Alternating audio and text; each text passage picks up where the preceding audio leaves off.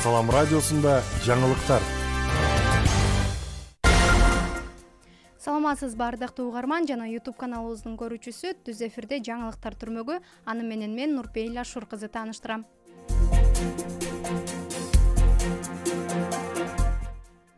Баткенде 6 адам ботулизм илдетине кабылды. Ушул айда Баткен облусунда ботулизм боюнча 2 учур катталып, 6 адам оор абалда ооруканага түшкөн. Баткен райондор аралык санэпид көзөмөл борборунун маалыматына караганда, алардын 2-өө азыр Кызыл Кыя шаардык, 4-өө Кадамжай райондук ооруканасында дарыланууда. 19-ноябрдан бери 2 жаран ботулизм менен Кызыл Кыя шаардык ооруканасынын жандандыруу бөлүмүндө дарыланып жатат. Оор абалда келген бейтаптардын абалы учурда орто оор деп билдирди аталган борбордун дарыгери Рахат Маджетова.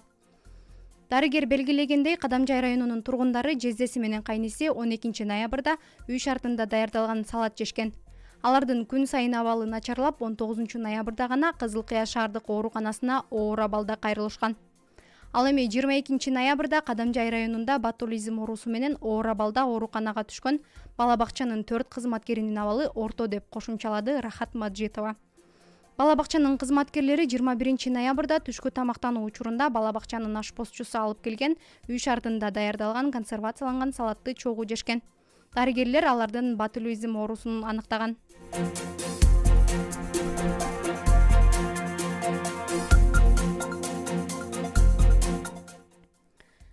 Баткен облусунда акыркы 11 айда 277 жол кырсыгы катталган. Баткен облустук жол кыймылынын коопсуздугун камсыздоо бөлүмүнүн кызматкерлери облус аймагында Бахус аталышындагы рейд өткөрүүдө. Рейд 16 ноябрда башталганын аталган бөлүмдүн маалымат кызматы билдирди. Аталган иш-чара жол кырсыктарын алдын алуу максатын көздөйт. Рейдтин жүрүшүндө ылдамдыкты ашырган жана унааны мас абалында башкарган айдоочуларга тийиштүү чаралар көрүлөт. Баткен облусу боюнча 2021 жылы 311 авто кырсык катталса, акыркы 11 ай ичинде 277 жол кырсыгы катталган.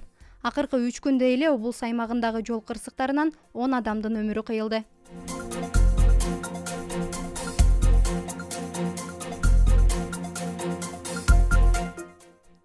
Баткенде биринчи жолу таш жол салынууда.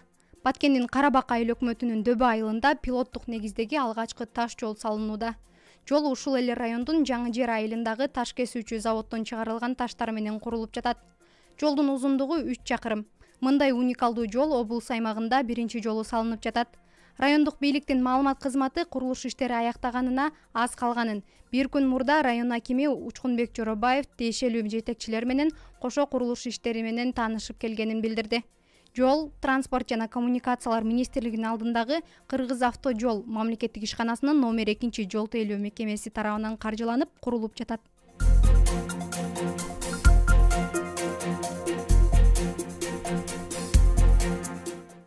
Баткен шаарында мыйзамсыз курулуштар бузулууда.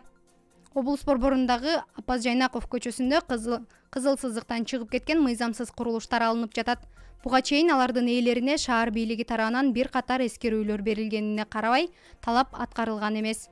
Баткен мэриясынан билдиргенге караганда, шаар тургундары көп жерлерде кызыл сызыктан 3 метрден 5-6 метр аралыкка чейин чыгып, дубал менен коргонуна киргизип алган же короо, бастырма сыяктуу курулуштарды салып алган. Шаар бийлиги жакын арада Кызыл жол конушунун Муса Имаров жана Мыйзам Ажы көчөлөрүндөгү ушундай мыйзамсыз курулуштар жана тосмолор алынаарын эскертүүдө. Буга чейин атайын комиссия аталган көчөлөрдөгү курулуштардын мыйзамдуулугу боюнча текшерүүлөрдү жүргүзгөн.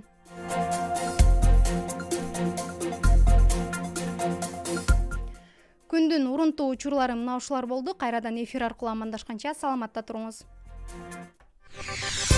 Салам радиосунда жаңылыктар.